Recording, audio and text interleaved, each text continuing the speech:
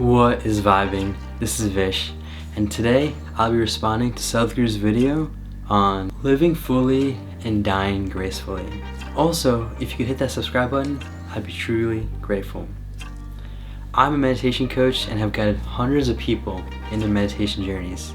If you have any questions as to how to start, or even want a one-on-one lesson with me, either comment down below or message me on Instagram @VishVibes. Sadhguru is a yogi, mystic, and visionary who is enlightening the world. The self is truly grateful for his presence, and he has had a profound impact on the spiritual journey of the self. Let's see what he has to say about living fully and dying gracefully.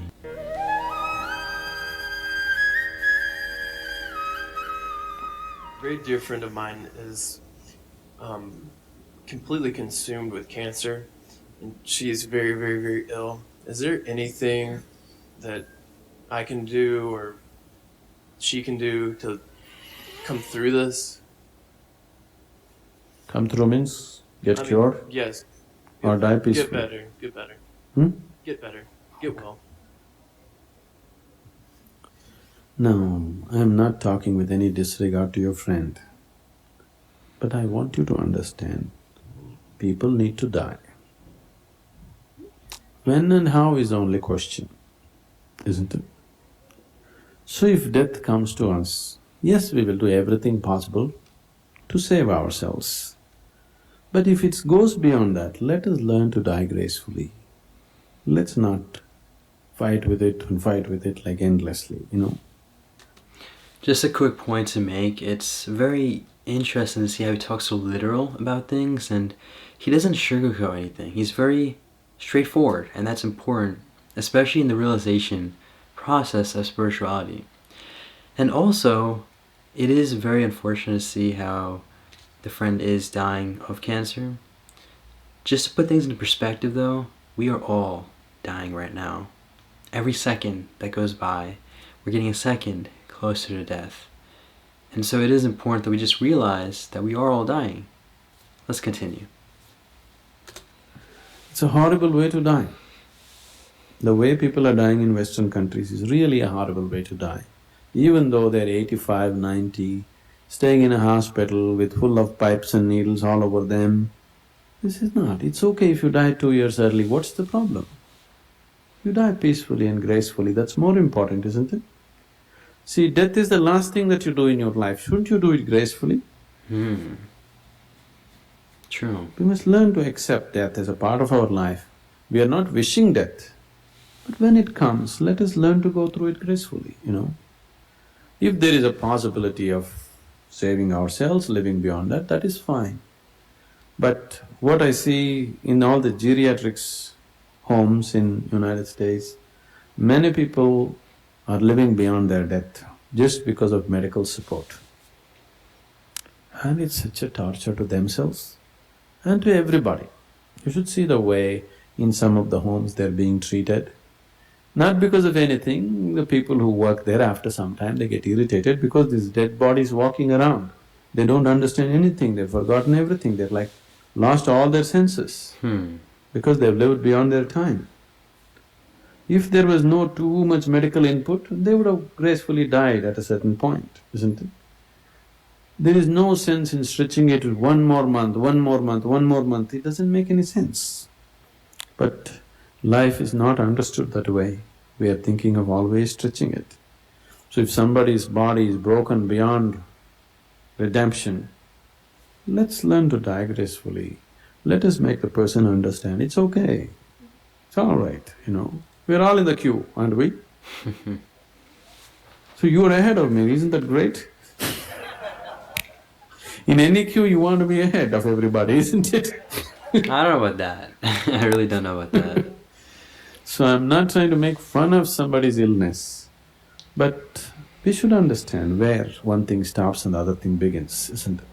Wow, that was a very interesting insight by Sadhguru. In other videos, he has talked about how important it is to not only live, but to live fully, and to live with complete involvement. And having that complete involvement means being conscious, being completely aware, and giving your full attention to whatever you're doing, or whatever you're being. in the case of meditation.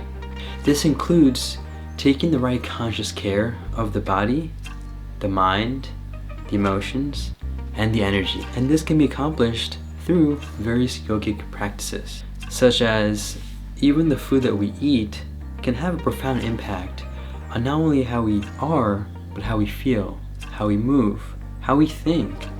It's such a fundamental pillar to who we are.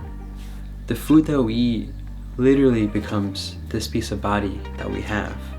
And that is why it is important to give this piece of body the healthiest of foods and the best nutrition for fuel. It is interesting to see how he had a very different perspective about life in the West. And for example, it seems like a lot of the lifestyle habits of people in the West tend to be on the unhealthy side, whether it's eating a lot of processed food, unhealthy meats, not exercising enough, and that's the reason why obesity is so high in America, for example. And now it's just all these artificial methods and means to keep the body alive, and it's just like self-torture. Now this is where the self will have to have a slightly different stance as to what Sadhguru was saying.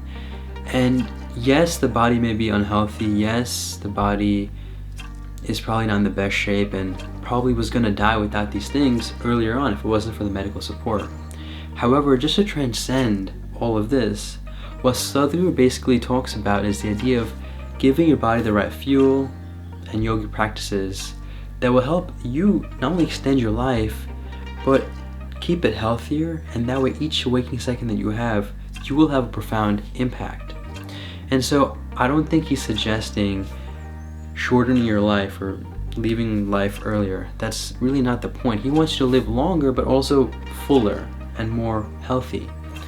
But what's happening now is people in the West, not to say everyone, but a lot of people are not living fully, are living unhealthily, and also extending the life.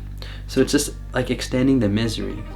But to emphasize on the difference that the self has with what Sadhguru was saying, one thing is guaranteed, and that is this present moment. We do not know what is in the next moment. Literally, we have no idea.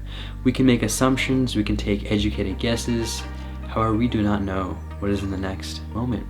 And that is why all that we know is this piece of life, this piece of body.